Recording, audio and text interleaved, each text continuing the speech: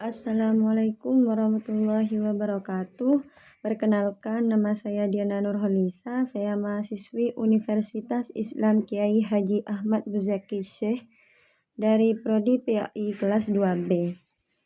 Di sini saya akan menjawab pertanyaan-pertanyaan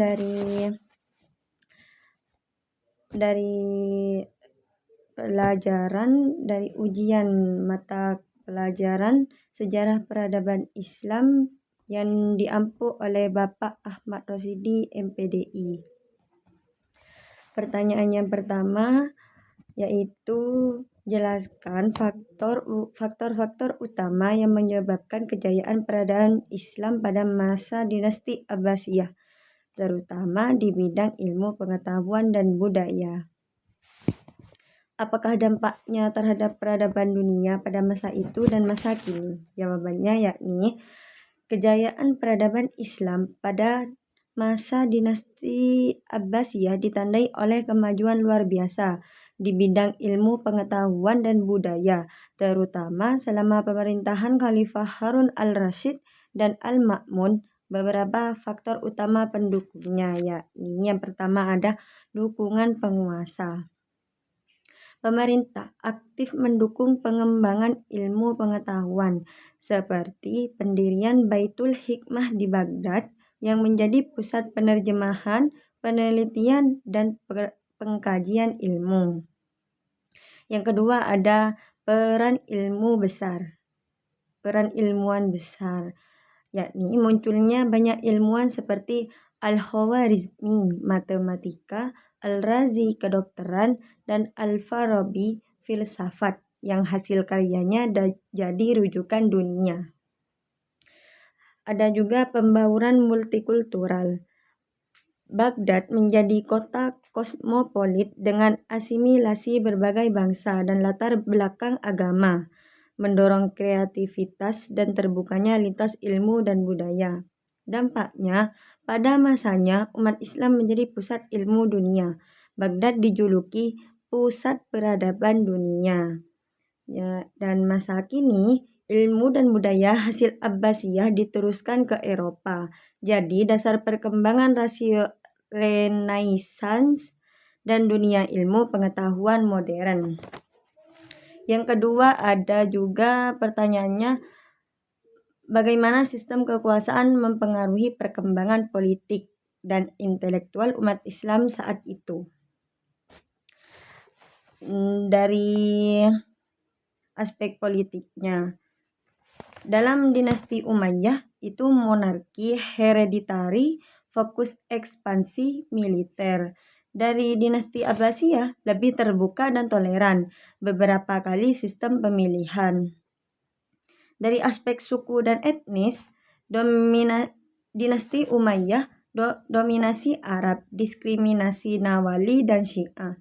Dan dari dinasti Abbasiyah multikulturalis, integrasi non-Arab dan Syiah. Dari aspek ibu kota, dinasti Umayyah yakni Damaskus, dan dinasti Abbasiyah yakni Baghdad. Aspek pola intelektual, dinasti Umayyah kurang mendorong ilmu pengetahuan, dan dari dinasti Abbasiyah sangat mendorong kemajuan ilmu dan budaya. Pengaruh terhadap politik dan intelektualnya yakni sistem Abbasiyah yang toleran dan multikultural memicu berkembangnya pusat-pusat ilmu dan budaya. Sedangkan Umayyah tercatat lebih fokus pada stabilitas dan ekspansi wilayah. Dan ada pertanyaan yang ketiga yakni peran peradaban Islam di Andalusia Spanyol sebagai jembatan ilmu antara timur dan barat. Apa kontribusinya terhadap Eropa dan bagaimana peradaban Islam Andalusia menjadi contoh toleransi dan multikulturalisme? Jawabannya yakni Andalusia Spanyol Islam menjadi pusat pertemuan budaya. Muslim, Kristen, dan Yahudi saling berinteraksi dalam suasana toleran.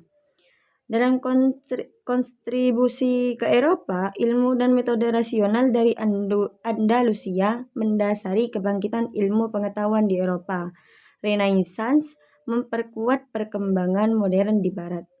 Dan dalam toleransi dan multikulturalisme, contoh hidup berdampingan dan kolaboratif berbagai umat dengan lembaga-lembaga pendidikan inklusif seperti Universitas Cordoba dan Toledo. Dan yang keempat pertanyaannya yakni bagaimana pengaruh Islamisasi di wilayah Nusantara terhadap sistem sosial dan budaya lokal. Jelaskan dinamika akulturasi yang terjadi antara nilai-nilai Islam dan budaya pra-Islam. Jawabannya, transformasi sosial. Islam menghapus sistem kasta dan memperkenalkan ide kesetaraan umat manusia di hadapan Tuhan, mengganti tradisi Hindu-Buddha sebelumnya. Dalam akulturasi budaya, terjadi perpaduan antara ajaran Islam dan budaya lokal. Misalnya, wayang kulit dimanfaatkan Wali Songo sebagai sarana dakwah tanpa meninggalkan nilai budaya setempat seperti itu. Dan yang nomor 5, pertanyaannya adalah penyebab utama kemunduran peradaban Islam setelah abad ke-13 Masehi, yakni faktor eksternalnya itu inovasi Mongol yang menghancurkan Baghdad tahun 1258 Masehi. Jadi pemicu utama kemunduran, hilangnya kekuasaan di wilayah kunci seperti Andalusia, serangan dan tekanan dari luar seperti konflik dengan kerajaan Kristen.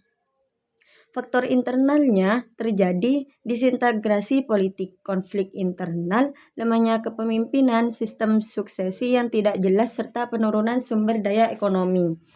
Pelajaran yang bisa diambil yaitu pentingnya persatuan, toleransi, inovasi, peran aktif penguasa dalam mendukung ilmu pengetahuan, serta ketahanan menghadapi faktor eksternal dan internal bagi umat Islam masa kini. Terima kasih. Itu jawaban yang bisa saya jawab dari pertanyaan-pertanyaan soal dari Bapak Rosidi. Sekian, terima kasih. Wassalamualaikum warahmatullahi wabarakatuh.